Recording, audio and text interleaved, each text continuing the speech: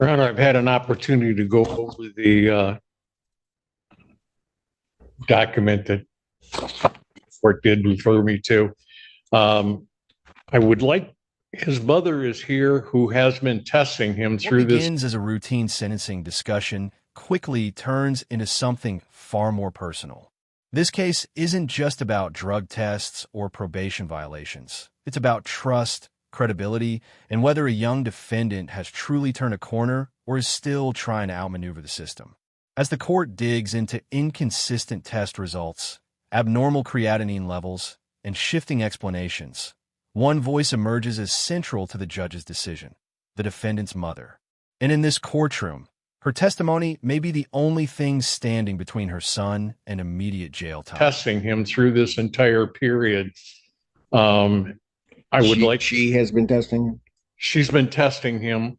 I would like you to hear from her if you're willing to listen prior to a request I'm going to make to possibly delay or adjourn this for a couple of short weeks while my client, this stuff is moving out of his system. He's been compliant in terms of showing up, except for one day he missed work, but he went in the next day. He claims he has not used since he got out of jail. Well, actually, before he went into jail for the 10 days. And we would ask that, Your Honor, if that was in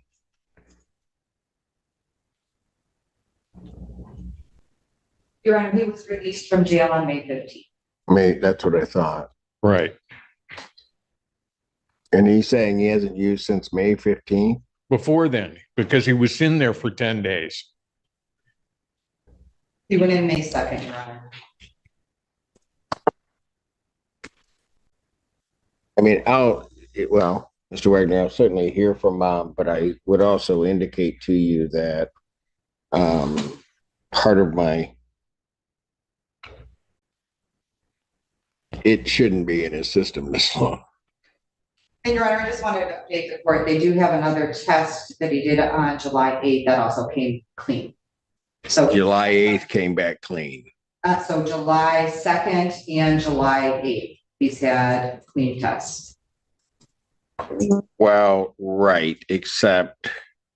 Correct. There's been a month and a half. Well, no, I'm talking on July 2nd. I'm not sure that that's a clean test, only because it's clear, but I do see the creatinine. Creatinine comes generally through energy drinks as well, Your Honor, and it may not be a violation. Yeah, I know. But let's put it this way. He's positive on the 27th of June, and then the 2nd he's negative, but I have abnormal creatinine and never had abnormal creatinine throughout any of the testing that's listed here. So that first one for me too, Your Honor. Yeah, so that's a problem in my mind. I'll hear from his mother if that's what you wish me to do. Ma'am, can you come forward?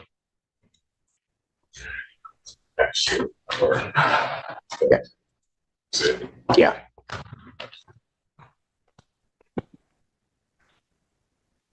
Good morning. Morning. Which I know you're nervous. I've never been here before. I don't know the. You know, me too. protocol. I feel that way every day.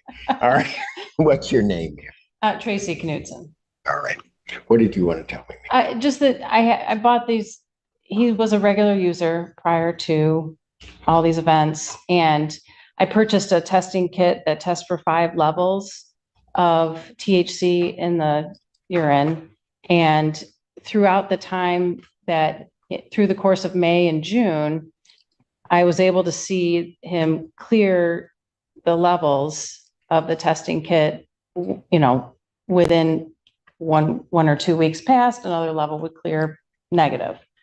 But at the more sensitive levels, it took him longer to pass. So I believe that he was not using any substances. I don't know about the creatine. This is where legal sympathy meets scientific scrutiny. Courts understand addiction, heavy use, and detox timelines, but they also rely on patterns, data, and red flags. Abnormal creatinine levels are not minor technicalities. They often suggest dilution or masking, regardless of intent. Even when a defendant produces later negative tests, judges are trained to examine how those results occurred, not just what they show. At this point, the court isn't deciding whether progress exists. It's deciding whether the explanations offered are credible enough to justify continued leniency. I don't know about the create. I don't know what that is. All right. So I can't speak to that. But anyway, he over time, but it did take him a month and a half to clear through the at-home test kit that I was able to purchase online. I mean, I know it's not the same level of testing that they do here. So that's all. That just wanted to say that at home, I was able to see improvements.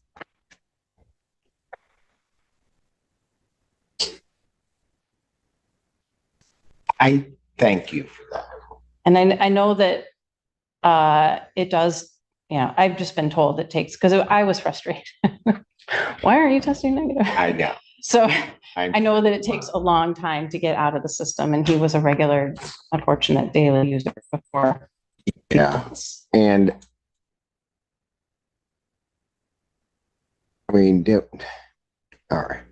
I mean, I get it. And just so that you know, the creatinine level, or his abnormal creatinine, and I'm not sure which test you got, but so it doesn't, but that doesn't matter. There are ways, particularly with some of the levels, that those tests can be fooled, and our test picks up other things. How long have you been testing him? When did you start testing? Oh, 2 years ago. Okay. But I mean, he was always testing positive on the test, but we started this test, this level where it had the 5 levels last summer, and then again recently, just throughout May and June. Got it. But it only tests for THC. Yeah, no, that's fine. And that's, for him, that seems to be his issue. All right. Okay. Anything else you want to tell me, ma'am? No, I don't think so. No? Just that he's been doing, it's really great to see him lately.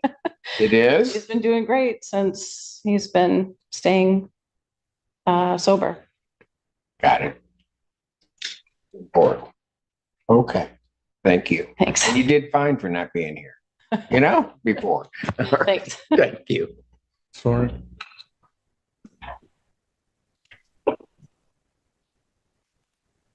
Young man, how old are you? 20.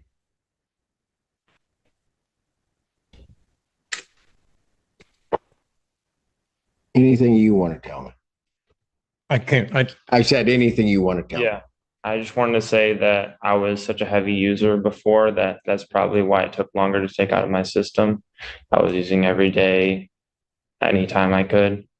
And I learned a lot from jail, and I stopped using after that. And I didn't know why the tests kept coming back positive. I have an idea probably why it's coming back positive, but I'm not going to go there. Okay, here's what I'm going to do.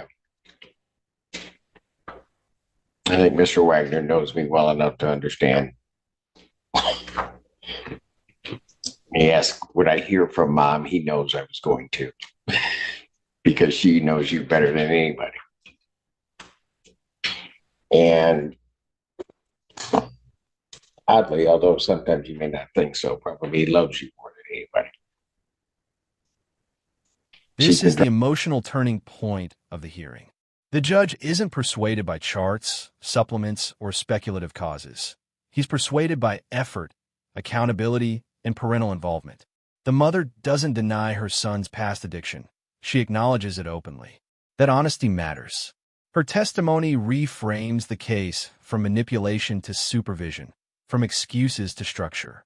And while the judge remains deeply skeptical of the test results, it's clear that without her involvement, the outcome here would look very different.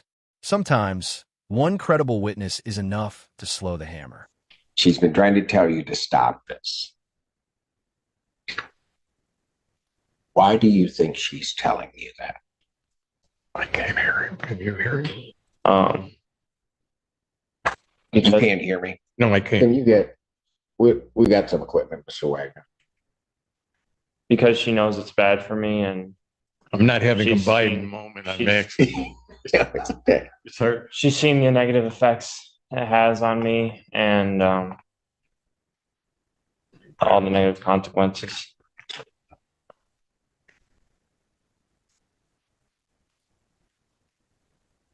So when she's seeing that and pleading with you, I'm sure there's just been sort of pleading in prayers, a mother's prayers. Why don't you just stop? Well, I have stopped. Okay. Before that, before we get into any of this other stuff here, why didn't you stop? Before Yeah. before I went to jail, I was addicted, and it is a much heavier drug than it used to be, and the levels that you can get now are much. Oh, I know that. But here's what I'm going to tell you. Sometimes you got to quit making excuses. Okay? Yeah. And you got to quit saying that it's this, that it's my system that's taking a long time to get out. I don't want to call over and get the levels because I don't think I'm going to like what I see if I do. I think you're gonna like what you see. No, you don't. Young man, understand something. You don't want me to do that because when I do that, it rarely turns out very good. Well, I'd like you to do that. I'm not going to do it. And here's why. I'm going to do what your counsel asked me to do. I'm going to adjourn your sentencing out. Because see, here's the thing you don't get. All right. And you got to quit.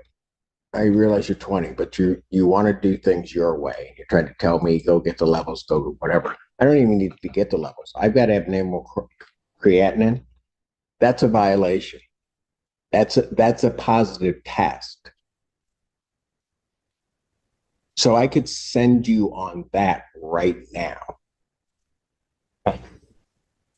You understand me? Yeah. But I'm going to follow what your attorney asked me to do. I'm going to adjourn your sentencing. But here's the catch to it. Probation has recommended an additional 5 days. I don't know what other things you're taking that are maybe causing the abnormal creatinine.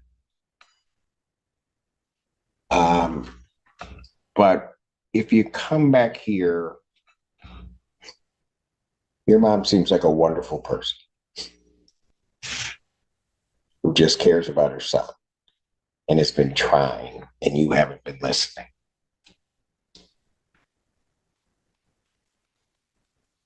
I don't like people that don't listen. So the kicker to this is probation's recommended 5 days. I'm going to adjourn it out. You're going to show to me, but more importantly, show to your mother that you're not using this.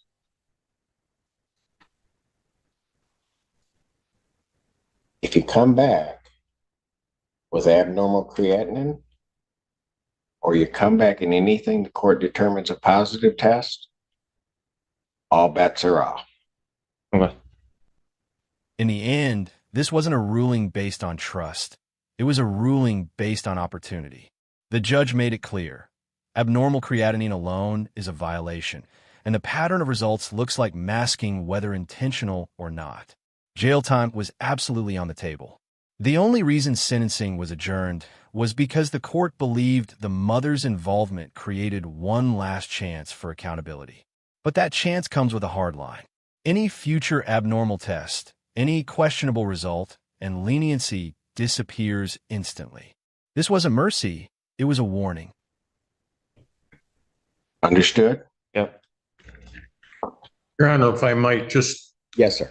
add, he is taking medications for his bipolar disorder. He has things that you've seen in the sentencing. My pharmacological expertise is limited.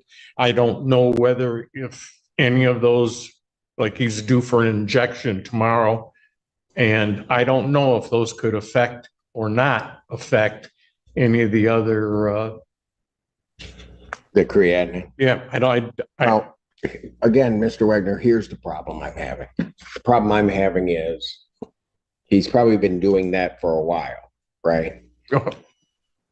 And I'm going to tell you on the face of it, here's what it looks like to me. It looks like I'm positive. I all of a sudden miss a test. I then come back positive. My next test is negative, but I have abnormal creatinine. When I see that, what that tells me is somebody's trying to mask. And I don't have the test afterwards, right? Yes, sir. So that's what it looks like to me. I was afraid you might come to that conclusion. Yeah, exactly. And so, quite frankly, had I not heard from his mom and what she's doing, I don't know that I would have followed the 5 days, because I don't think he learned anything 10 days if I take this testing that way. But I'm going to give him a shot. And the shot is this, it's not going to be letting me down, because I get let down all the time here. So I'm not worried about that. But if you let your mother down, you're going to have a problem with me. That's what I'm really trying to get through to you. Follow me? Yeah. Give me that next one. What's our half? Give me. July 21st is the next one, or August 28th. Yeah, August 20th. All right, let's do that.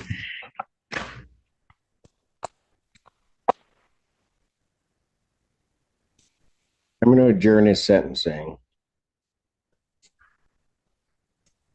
August 28th, 2024.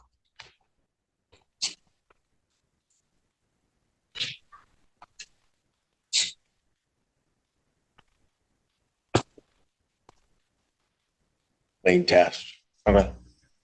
Got it? Yep.